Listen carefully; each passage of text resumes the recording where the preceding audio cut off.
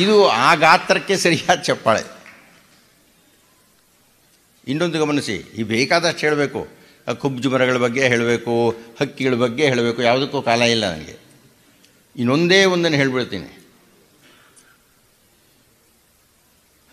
ಅವರು ತೆನಾಲಿಯಲ್ಲಿ 15ನೇ ಇಸ್ವಿ ಜನವರಿ 31ನೇ ತಾರೀಕು ತೆನಾಲಿಯಲ್ಲಿ ಈ ಭಜನಾ ಕಮ್ಮಟವನ್ನು ಏರ್ಪಡಿಸಿದರು. ಅದಕ್ಕೆ ಎಷ್ಟು ಜನ ಸೇರಿದ್ರು ಗೊತ್ತಾ ನಿಮಗೆ? ಎಷ್ಟು ಜನ ಸೇರಿದ್ರು ಅನ್ನೋದಕ್ಕಿಂತ ಮುಖ್ಯವಾಗಿ ಈಗ ಇಲ್ಲಿ ಎಷ್ಟು ಜನ ಕೂತಿದ್ದಾರಪ್ಪ? ಏನು ರೀ ರವಿ ಹೆಗ್ಡೆಗಳೇ, ನಿಮ್ಮ ಅಂದಾಜು ಹೇಳಿ, ಎಷ್ಟು ಜನ ಕೂತಿರ್ಬೋದು? ಒಂದು 700 ಜನ ಕೂತಿದ್ದಾರೆ. 700 ಜನಕ್ಕೆ ಎಷ್ಟು ಜಾಗ ಬೇಕಾಗುತ್ತೆ ಹೇಳಿ? ದಯವಿಟ್ಟು ಗಮನ ಇಟ್ಟು ಕೇಳಿ. 15ನೇ ಇಸವಿ ಜನವರಿ 31ನೇ ತಾರೀಕು ತೆನಾಲಿಯಲ್ಲಿ ಇವರು ಮಾಡಿದಂತಹ ಭಜನಾ ಕಮ್ಮಟಕ್ಕೆ 2 ಕಿವಿ ತೆಗೆದು ಕೇಳಿಸ್ಕೊಳ್ಳಿ.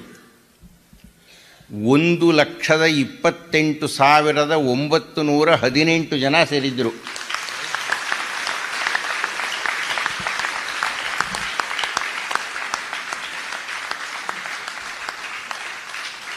ಸ್ವಾಮೀಜಿ ಸಂಖ್ಯೆ ಸರಿಯಾಗಿ ಹೇಳಿದ್ದೀನ? ಇನ್ನೊಂದು ಸಲ ಕೇಳಿಸ್ಕೊಡ್ರಿ. 1,28,918 ಮಂದಿ ಸೇರಿದ್ದರು.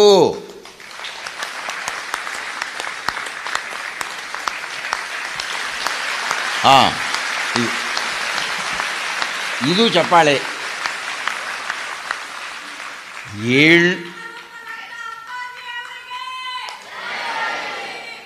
700 ಜನಕ್ಕೆ ಇಷ್ಟು ಸಭಾಮಂಟಪ ಬೇಕಾದರೆ ಇನ್ನು 1.25 ಲಕ್ಷಕ್ಕೆ ಎಷ್ಟು ಬೇಕಿದೆ ಆ ವಿಸ್ತಾರ? ಎಷ್ಟು ದೊಡ್ಡದಿರಬೇಕು, ಕಲ್ಪನೆಯೇ ಮಾಡ್ಕೊಳ್ಳಿಕ್ಕಾಗೋದಿಲ್ಲ. ಆದ್ದರಿಂದ 2 ಕಿವಿ ತೆಗೆದು ಕೇಳಿಸ್ಕೊಳ್ಳಿ. ಇಡೀ ಪ್ರಪಂಚದಲ್ಲಿ ಅಂತಹ ಸಭೆ ನಡೆಯಲಿಲ್ಲ ಅಂತ ಗಿನ್ನೆಸ್ ದಾಖಲೆ ಆಯಿತು.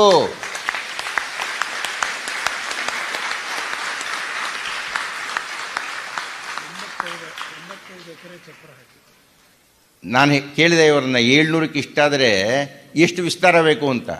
ಅದಕ್ಕೆ ಅವ್ರು ಹೇಳ್ತಾ ಇದ್ದಾರೆ, ಅದು ಕಿವಿ ತೆಗೆದು ಕೇಳಿಸ್ಕೊಳ್ಳಿ, ಚಪ್ಪಾಳೆ ಹೊಡೆಯೋಕ್ಕೆ ಕೈ ಸಿದ್ಧ ಮಾಡ್ಕೊಳ್ಳಿ. 85 ಎಕರೆನಲ್ಲಿ ಚಪ್ಪರ ಹಾಕಿದ್ರು.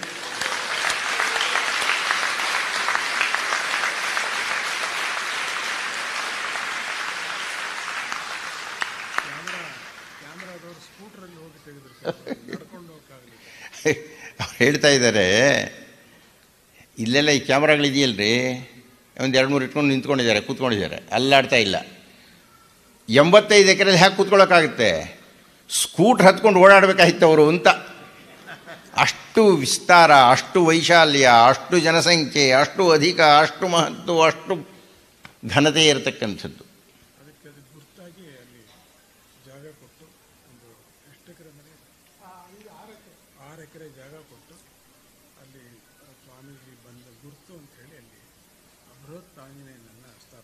ಯಾರು?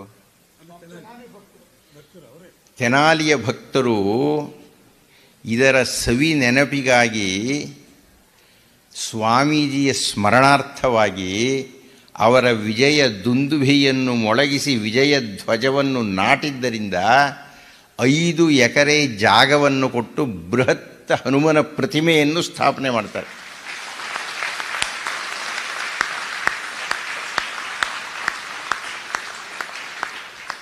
ನಾನು ವಾಜಪೇಯಿಯವರಲ್ಲಿ ಅವರನ್ನೆಲ್ಲ ಪ್ರಾರ್ಥನೆ ಮಾಡ್ತೀನಿ, ದೊಡ್ಡವರೆಲ್ಲ ಇದಿರಿಲ್ಲಿ, ನೀವೆಲ್ಲ ಮಹಾ ದೊಡ್ಡ ಧನಿಕರು ಅಂತ ಸ್ವಾಮಿಗಳು ಪರಿಚಯ ಮಾಡಿಸಿದ್ದಾರೆ, ನೀವು ಶಾಸಕರ ಆಡಳಿತದವ್ರು ಬೇರೆ ಇದ್ದೀರಿಲ್ಲಿ.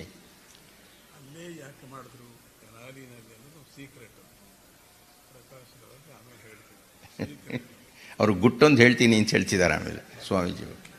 ನಾನು ಈ ಪ್ರಮುಖರ ಮುಂದೆ, ಅಲ್ಲಿ ಕೂತಿರತಕ್ಕಂಥ ಶಕ್ತರ ಮುಂದೆ ಒಂದು ಪ್ರಾರ್ಥನೆಯನ್ನು ಮಂಡನೆ ಮಾಡ್ತೀನಿ.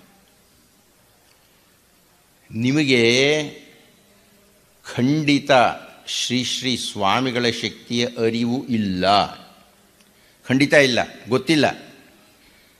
ಸ್ವಾಮೀಜಿ ಅವರ ಪರವಾಗಿ ನಾನು ಕೇಳ್ತಾ ಇದ್ದೇನೆ, ಅವರ ವಿಜಯ ಯಾತ್ರೆಯನ್ನು ಮುಗಿಸಿ ಮೈಸೂರಿಗೆ ಬಂದಿದ್ದಾರಲ್ಲ, ಅದು ಮೈಸೂರಿನ ಅದೃಷ್ಟ ಅವರಲ್ಲಿರತಕ್ಕಂಥದ್ದು, ಎರಡನೇ ಮಾತಿಲ್ಲ.